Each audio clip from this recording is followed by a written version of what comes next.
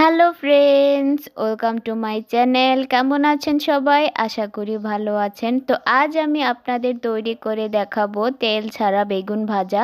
বেগুন ভাজা তো আমরা সকলে খেয়ে থাকি, তবে তেল দিয়ে বেগুন ভাজা খেয়েছি। অনেকে কিন্তু তেল খাওয়া বারণ থাকে।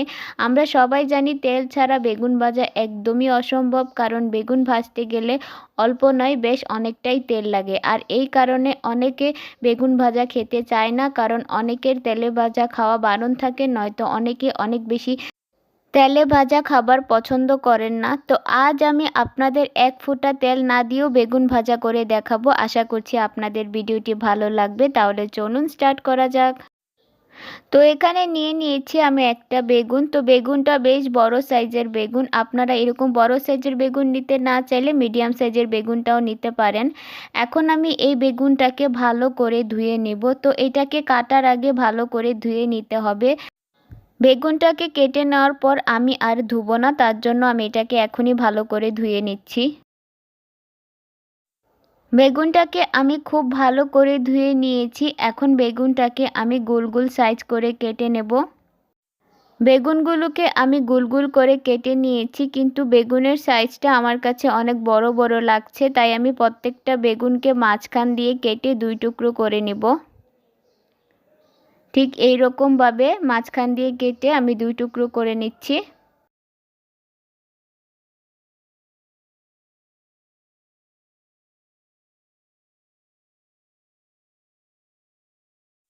তো সবগুলো বেগুনকে আমি মাঝখান দিয়ে কেটে নিয়েছি। এখন বেগুনের উপর আমি কিছু মশলা দিয়ে দিব। তো প্রথমে এখানে আমি দিয়ে দিচ্ছি লবণ। এইভাবে একটু ছড়িয়ে ছড়িয়ে দিতে হবে আর ভালো করে বেগুনের গায়ে মাখাতে হবে, তবে বেগুন ভাজাটা খেতে ভালো লাগবে।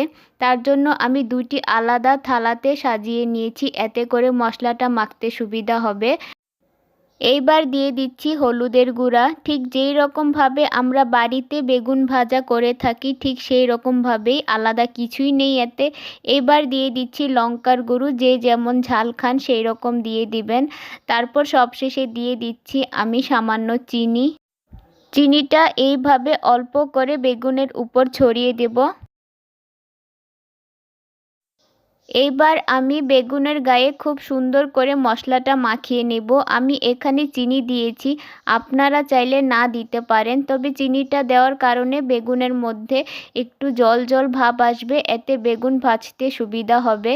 এখন এই মশলা আর চিনিটাকে বেগুনের মধ্যে ঢোকার জন্য আমি এটাকে 10 মিনিটের জন্য এইভাবে রেখে দেব। এখন এখানে আমি আরও একটা মশলা রেডি করে নেব। তো একটা প্লেট নিয়েছি, প্লেটের মধ্যে নিয়ে নিচ্ছি 4 চা চামচ বেসন।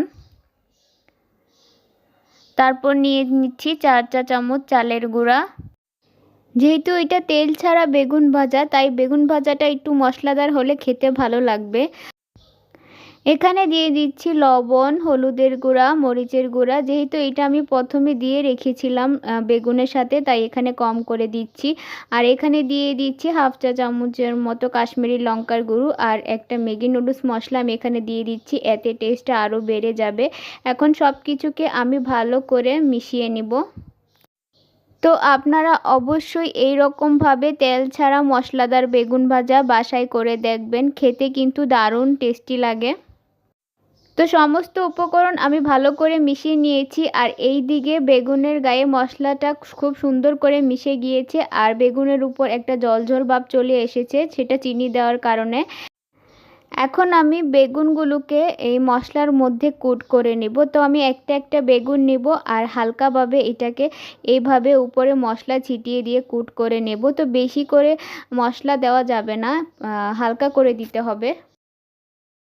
তো আমি আপনাদের আরও একটা দেখিয়ে দিচ্ছি। এভাবে একটা বেগুন নিয়ে হালকা হালকা মশলা এর উপর ছিটিয়ে দিয়ে কোট করে নিতে হবে, বেশি মশলা দেওয়া যাবে না। আর এইভাবে বেগুনটা ভাজলে খেতে অসম্ভব মজার হয়ে থাকে।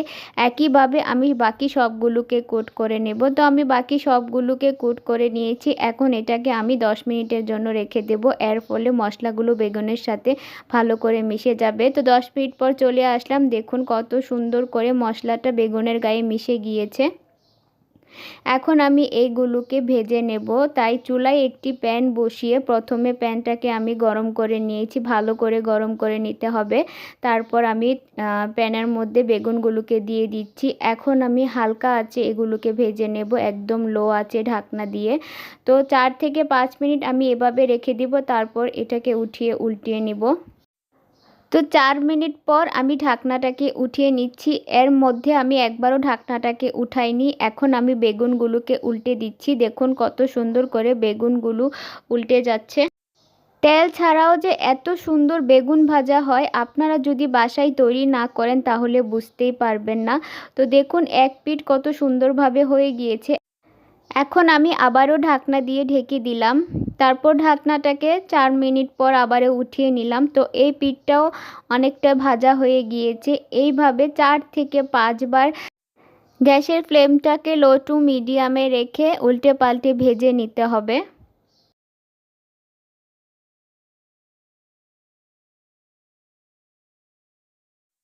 একইভাবে 4 থেকে 5 বার আমি এভাবে ঢাকনা দিয়ে ঢেকে লো আঁচে আমি এগুলোকে ভেজে নিয়েছি। দেখুন আমার বেগুনগুলো ভাজা হয়ে গিয়েছে, কতটা সুন্দর হয়েছে দেখতে। এখন আমি এগুলোকে উঠিয়ে নেব।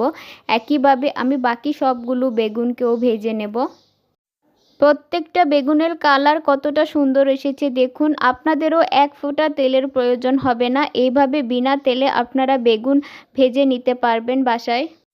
এক ফোঁটা তেল ছাড়াও আমি কত সুন্দরভাবে এতগুলো বেগুন ভেজে নিলাম। দেখুন বেগুনটা কত নরম হয়েছে আর কত সুন্দর করে ভাজা হয়েছে। আপনারাও এই রেসিপিটি ফলো করে বাসায় এভাবে তৈরি করে নিতে পারবেন। তো আমার আজকের এই রেসিপিটা আপনাদের কেমন লেগেছে আমাকে কমেন্ট বক্সে জানাবেন। ভিডিওটি ভালো লাগলে একটি লাইক দিবেন, চ্যানেলটি সাবস্ক্রাইব করে আমার পাশে থাকবেন। আজকে এই পর্যন্তই। সবাই ভালো থাকবেন, সুস্থ থাকবেন।